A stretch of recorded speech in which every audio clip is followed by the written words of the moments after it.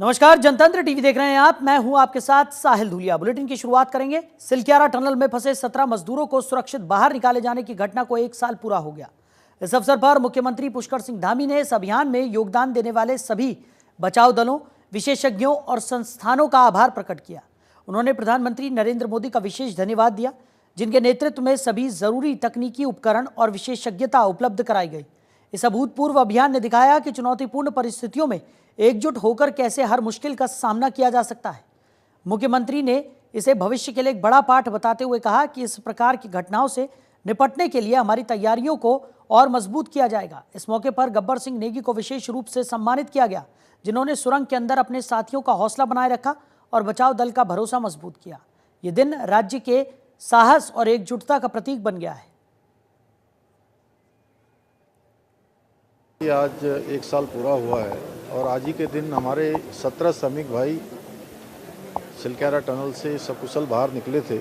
मैं इस दिन के लिए अभी आदरणीय प्रधानमंत्री जी का धन्यवाद करता हूं कि उन्होंने वो सारी टेक्निकी, सारी विशेषज्ञ, सारा वो सामान हमको उपलब्ध कराया जिसकी हमको वहाँ आवश्यकता थी। और इस अभियान में लगे हुए सभी इंजीनियरों का, सभी बचाव दल का, हमारे आए हुए सभी प्रकार के जिन लोगों ने इसमें भारत सरकार के विभिन्न विभागों का, विभिन्न संस्थाओं का, राज्य सरकार के विभिन्न संस्थानों का, सबका आभार व्यक्त करता हूं जिन्होंने इस बचाव दल अभियान में काम किया। और ये हमारे लिए एक बहुत बड़ा आगे के लिए एक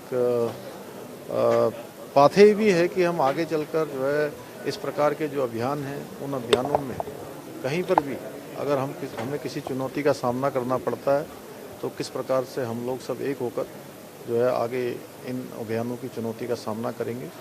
मैं सबका धन्यवाद करता हूं और हमारे श्रमिक भाइयों को विशेष रूप से जिन्होंने अंदर रहकर बहुत हौसला अफजाई की लोगों की, हमारी बाहर रहने वालों की, कि हम सुरक्षित हैं, हम किसी भी प्रकार से जल्दबाजी में नहीं हैं, उनका भी धन्यवाद करता हूँ, सबको बधाई देता हूँ। उधर केदारनाथ की नवनिर्वाचित विधायक आशा नौटियाल ने देहरादून के मुख्यमंत्री पुष्कर सिंह धामी और विधानसभा अध्यक्ष रितु खंडूड़ी से मुलाकात की। इस दौरान दोनों नेताओं ने उन्हें जीत पर बधाई देते हुए उज्जवल भविष्य की कामना की। बता दें कि उपचुनाव में जीत के बाद विधायक मुख्यमंत्री ने कहा कि मुझे विश्वास है कि प्रधानमंत्री नरेंद्र मोदी के मार्गदर्शन में केदारनाथ विधानसभा क्षेत्र में डबल इंजन सरकार की तरफ से हो रहे विकास कार्यों को अब और नई गति मिलेगी।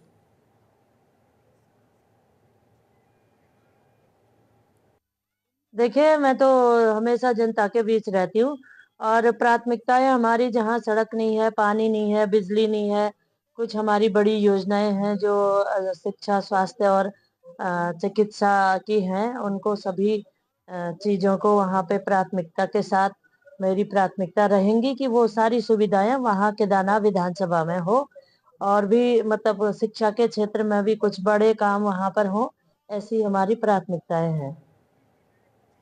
उधर कैबिनेट मंत्री रेखा आर्य ने खाद्य विभाग के अधिकारियों के साथ बैठक की। बैठक में सस्ता गल्ला विक्रेता के रिक्त पदों पर महिलाओं को प्राथमिकता देने पर जोर दिया। बैठक में खाद्य मंत्री रेखा आर्य ने कैबिनेट द्वारा पूर्व में दी गई मंजूरी पर अधिकारियों से जानकारी ली और विभाग को पूर्व में दिए गए निर्देशों की समीक्षा की। बैठक में खाद्य मंत्री रेखा आर्य ने कैबिनेट द्वारा पूर्व में दी गई मुफ्त गैस रिफिलिंग की मंजूरी की प्रगति की जानकारी ली। इसके अलावा मंत्री रेखा आर्य ने सरकार द्वारा संचालित नमक पोषण योजना NFSA के तहत राशन वितरण की मौजूदा स्थिति और सस्ता गल्ला विक्रेताओं के लाभांश व भाड़ा भुगतान संबंधी विषयों पर अधिकारियों संग समीक्षा भी की। जो खाद्य विभाग की बैठक में हमारे सभी शासन स्तर के अधिकारी से लेकर हमारे आयुक्त और हमारे धान खरीद के संबंधित सभी अधिकारीगण आज मौजूद रहे।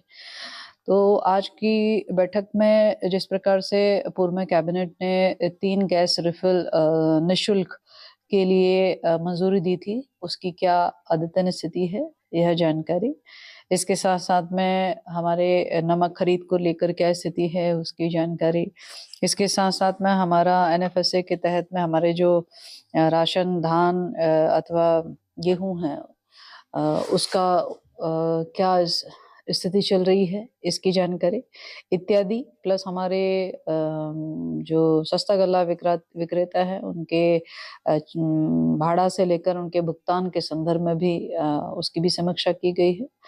तो इन सभी समीक्षाओं में निश्चित रूप से विभाग ने अभी तक में जो हमारे मुफ्त गैस रिफिल योजना है उसका शासनादेश निर्गत होने के साथ ही जल्दी से जल्दी हमारे जो इसके उपभोक्ता है उनको वो सब्सिडी उनके खातों में डीबीटी करने के निर्देश दिए हैं। उधर शिक्षा मंत्री डॉक्टर धन सिंह रावत ने विधानसभा स्थित कार्यालय कक्ष में विभागीय अधिकारियों की बैठक ली। बैठक में कई अहम बिंदुओं पर विस्तृत चर्चा कर उन्होंने विभागीय अधिकारियों को जरूरी निर्देश दिए। बैठक में प्राथमिक शिक्षकों, एलटी शिक्षकों एवं प्रवक्ताओं के पदों पर जल्द नियुक्ति देने, छात्र छात्राओं को समय पर पाठ्य पुस्तकें उपलब्ध कराने, साथ ही भारत दर्शन योजना के तहत छात्रों को शैक्षणिक भ्रमण पर ले जाने के निर्देश भी अधिकारियों को दिए गए हैं।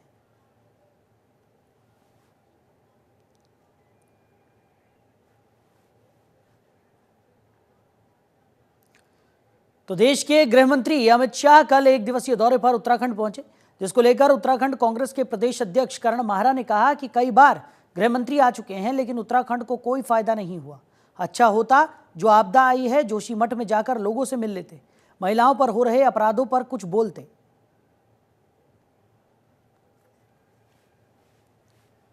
केदारनाथ में सोने की चोरी का ब्लैक एंड वाइट पे सामने आ जाए, और जो अन्य चीज़ें हैं यहाँ राज्य में हो रही हैं, आपदा वालों को अभी तक राहत नहीं मिली है, जोशीमठ बर्बाद हो रहा। यहाँ आए थे, अगर 10 मिनट का दौरा जोशीमठ का भी कर लेते तो हमें खुशी होती।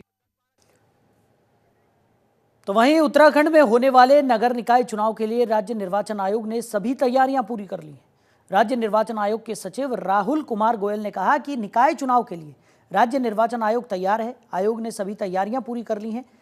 102 नगर निकायों में मतदान की प्रक्रिया होनी है, इसके लिए मतदाता सूची तैयार है। उत्तराखंड शासन से जैसे ही आरक्षण की प्रक्रिया पूरी होगी, राज्य निर्वाचन आयोग आगे की कार्रवाई शुरू कर देगा।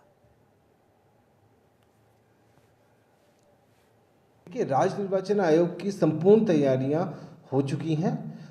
102 निकाय जो हैं उन सभी की वोटर लिस्ट हमारी अद्यतन है, बिल्कुल तैयार है। शासन स्तर से जैसे ही हम लोगों को आरक्षण विभिन्न पदों का प्राप्त हो जाएगा तो हम चुनाव की प्रक्रिया को आगे बढ़ाएंगे। तो भारतीय वायुसेना समय समय पर एडवेंचर गतिविधियां करती रहती है। इसी तरह air force headquarter adventure cell Delhi के तत्वाधान में चमोली के अलकनंदा नदी घाट से ऋषिकेश के लिए वायुसेना के विंग कमांडर विजय भट्ट के नेतृत्व में 14 वायु सैनिकों एवं 2 गाइडों का एक दल एक्सपीडिशन के लिए रवाना हुआ। यह दल 3 दिसंबर को ऋषिकेश पहुंचेगा। व्हाइट वाटर राफ्टिंग के लिए गंगा नदी सबसे चुनौतीपूर्ण नदियों में से एक मानी जाती है। विंग कमांडर विजय भट्ट ने बताया कि वायुसेना द्वारा इस तरह के कार्यक्रम समय समय पर कराए जाते हैं। वायु सैनिकों को एडवेंचर गतिविधियों का प्रशिक्षण दिया जाता है, जहां युवा इससे सेना में आने के लिए प्रेरित होंगे। वहीं स्थानीय पर्यटन को भी बढ़ावा मिलेगा। उन्होंने बताया कि इससे पहले वायुसेना द्वारा लेह में और गंगा नदी में एक्सपीडिशन किए गए हैं। वहीं गाइड विवेक नेगी ने बताया कि चमोली घाट से एक्सपीडिशन प्रारंभ हो रहा है, जिसमें वायु सैनिकों को व्हाइट वाटर राफ्टिंग में रेस्क्यू, पैडलिंग, कैसे दूसरों को सेव करना है आदि गतिविधियों के बारे में प्रशिक्षण दिया जाएगा। उन्होंने बताया कि प्रतिदिन 25 किलोमीटर के हिसाब से सेक्शन बनाए गए हैं। एक्सपीडिशन से स्थानीय नौजवान मोटिवेट होंगे और अपने स्थानीय स्तर पर रोजगार भी प्राप्त कर सकेंगे। जय हिंद। हम भारतीय वायुसेना से हैं। हम 14 लोग ट्रेनिंग राफ्टिंग एक्सपीडिशन पे चल रहे हैं, जो अलकनंदा नदी के ऊपर से शुरू होकर हम ऋषिकेश में इसे ख़त्म करेंगे। इसका मेन उद्देश्य है जो भी हमारे यंगस्टर्स हैं उनको फौज में आने के लिए मोटिवेट करना। भारतीय वायुसेना में ही नहीं, सारे आर्म फोर्सेस में उनको मोटिवेट करने के लिए कि वो ज्वाइन करें। हमें दिखाना कि फौज में एडवेंचर एक्टिविटीज़ भी होती हैं जो किस तरीके से चलती हैं।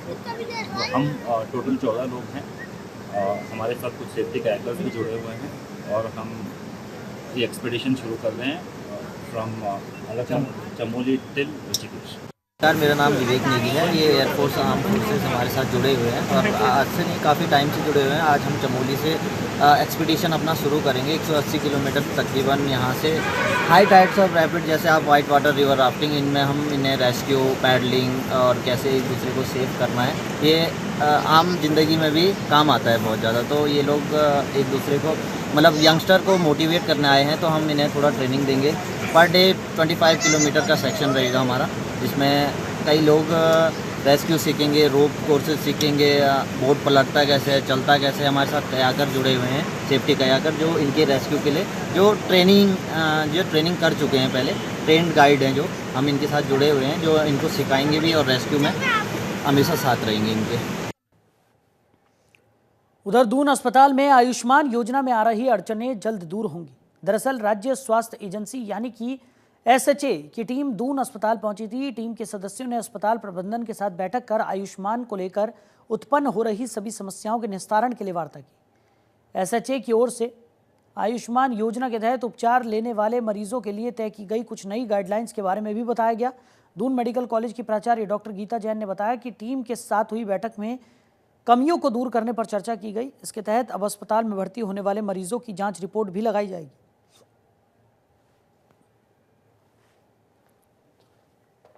की वार्ता हुई और जो जो उन्होंने कमियां बताई उन सबको दूर करने की कोशिश करी जा रही है।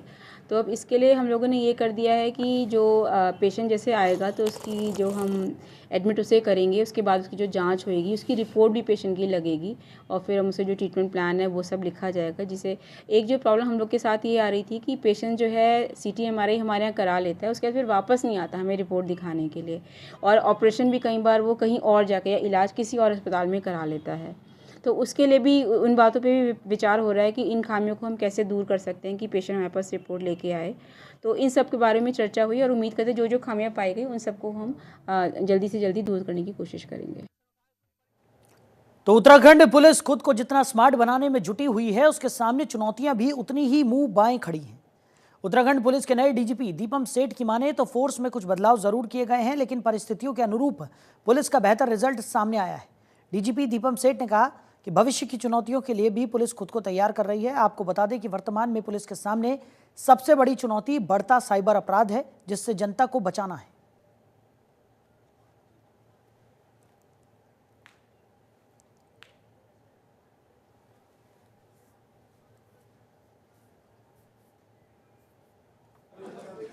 देखिए, ये पहले दिन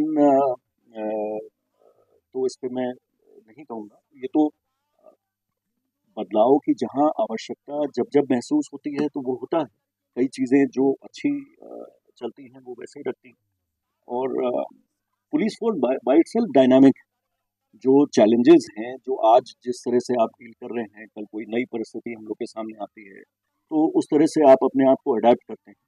तो इस तरह के लिए हम लोग ट्रेंड है और इस तरह की हमारी थिंकिंग है कि जो समय समय पर जो चुनौतियाँ आएँ उसके हिसाब से हम पूरी क्षमता से लगे।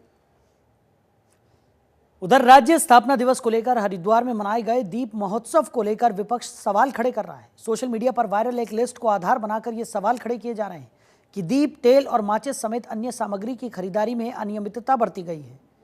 आरटीआई एक्टिविस्ट रमेश चंद ने भी आरोप लगाया कि मिट्टी के दीपक, तेल, बाती और माचिस तक बाजार से अधिक दामों पर खरीदे गए। लिहाजा उन्होंने इस मामले की उच्च स्तरीय जांच कराने की मांग की है। वहीं मुख्य नगर आयुक्त का कहना है कि दीप महोत्सव के लिए सभी सामग्री प्रशासन की स्वीकृति से खरीदी गई, टेंडर किए गए और अभी तक किसी का भी पेमेंट नहीं किया गया है। अभी भी सामग्री बची हुई है जिसका असेसमेंट कराया जा रहा है। असेसमेंट के बाद ही भुगतान किया जाएगा। तो हरिद्वार में उत्तराखंड स्थापना महोत्सव मनाया गया। इसमें जो आज मुझे आरटीआई में इन्होंने बताया, नगर निगम ने, जो दीपोत्सव का खर्चा 70,000 36,000 का इन्होंने बताया, ये एक भ्रष्टाचार को इंगित करता है।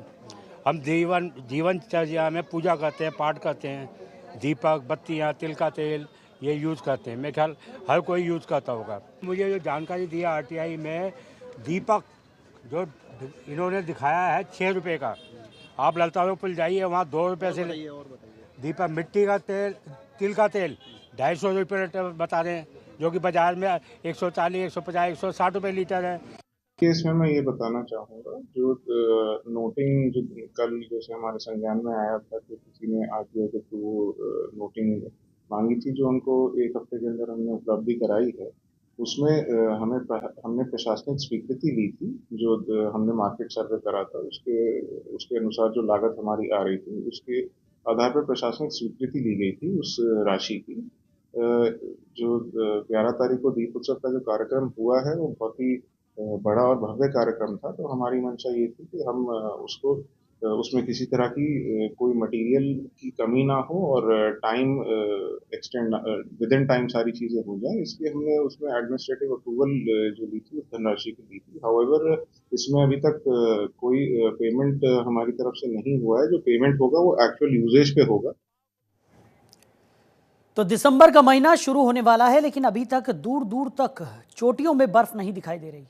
ऊंचाई वाले स्थानों में बर्फबारी के न होने से क्षेत्र में सुबह शाम कड़ाके की ठंड हो रही है। दिन में धूप खिलने से ठंड से हल्की राहत जरूर मिल रही है, वहीं कड़ाके की ठंड बढ़ता देख प्रशासन के द्वारा अलाव की व्यवस्था की जा रही है।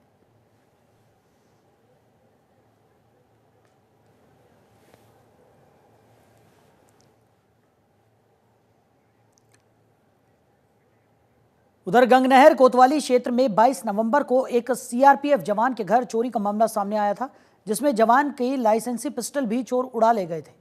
वहीं आज पुलिस ने 2 आरोपियों को गिरफ्तार किया है, जो कि पेशे से एक फकारी है और दूसरा सपेरा है। वहीं पुलिस ने आरोपियों से पिस्टल और चोरी के जेवर भी बरामद कर लिए हैं। आरोपियों के इसके बाद कलियर में भी एक चोरी की घटना को अंजाम दिया था। पुलिस ने आज दोनों चोरियों का खुलासा किया।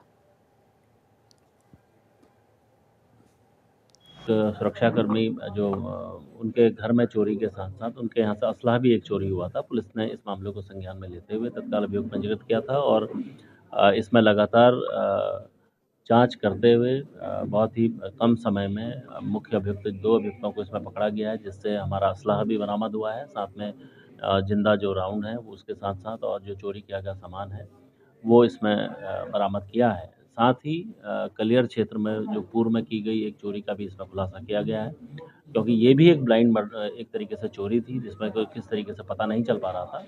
बहुत ही शॉर्ट टाइम में पुलिस के द्वारा बड़ा अच्छा तरीके से कार्रवाई करते हुए 2 अभियुक्तों को इसमें पकड़ा गया। उनको न्यायिक अभिरक्षा में भेजा जा रहा है। उधर रुड़की सिविल लाइन कोतवाली क्षेत्र के सती मोहल्ले में 25 नवंबर को एक महिला संदिग्ध परिस्थितियों में मृत पाई गई। पुलिस ने हत्या की आशंका जताते हुए मुकदमा दर्ज किया था। मामले में पुलिस ने आज एक हत्यारोपी महिला को गिरफ्तार भी किया है। पुलिस ने बताया कि आरोपी महिला लोगों को कर्जे दिलाती थी और लोन दिलाने में बिचौलिया बनती थी। वहीं मृतक महिला ब्याज पर पैसे देती थी, जिसकी जानकारी आरोपी महिला को थी, इसलिए महिला के घर में घुसकर उसकी हत्या कर दी। पुलिस ने बताया कि आरोपी महिला इस घटना में अकेली ही थी। फिलहाल पूरे मामले की जांच पड़ताल की जा रही है।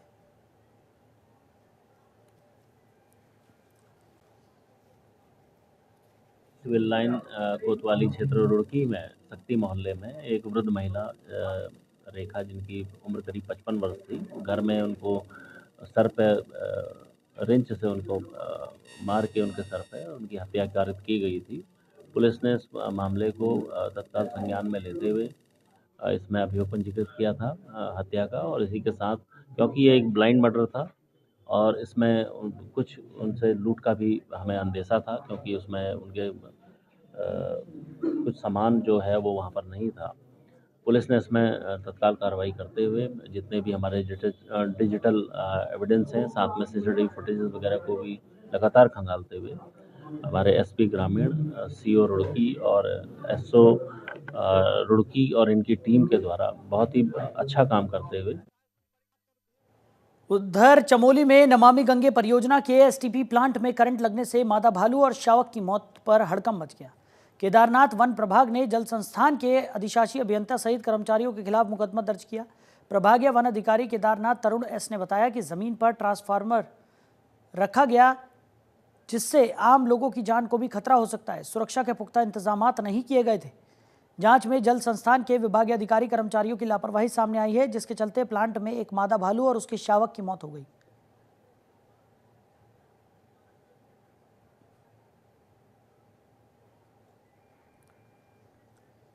तो वन्य जीव संरक्षण अधिनियम के तहत अब इस पूरे मामले में कार्रवाई की जा रही है। बताया जा रहा है कि करंट लगने से एक मादा भालू और उसके शावक की मौत हो गई, जिसके बाद अब इस पूरी घटना का संज्ञान लेकर मामले की जांच पड़ताल की जा रही है और दोषियों के खिलाफ कार्रवाई भी होती हुई नजर आ रही है।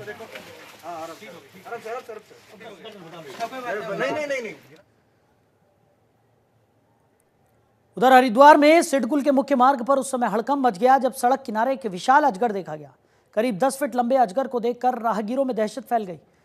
प्रत्यक्षदर्शियों के मुताबिक अजगर धीरे धीरे सड़क के किनारे झाड़ियों से निकलकर मुख्य मार्ग की ओर बढ़ रहा था, जिसे देखकर वाहन चालकों ने अपनी गाड़ियां रोक दी। कई लोग अपने मोबाइल से वीडियो बनाने लगे। सूचना पर वन विभाग की टीम मौके पर पहुंची और रेस्क्यू कर अजगर को सुरक्षित जगह पर छोड़ दिया।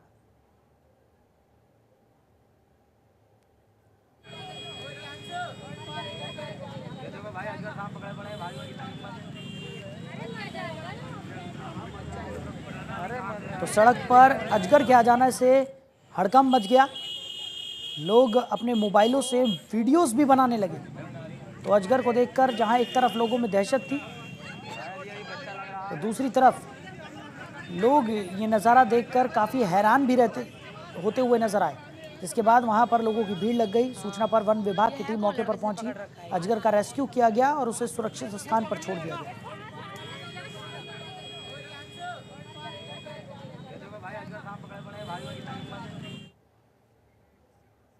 तो फिलहाल इस बुलेटिन में मेरे साथ इतना ही। आप बने रहिए और देखते रहिए जनतंत्र टीवी। नमस्कार।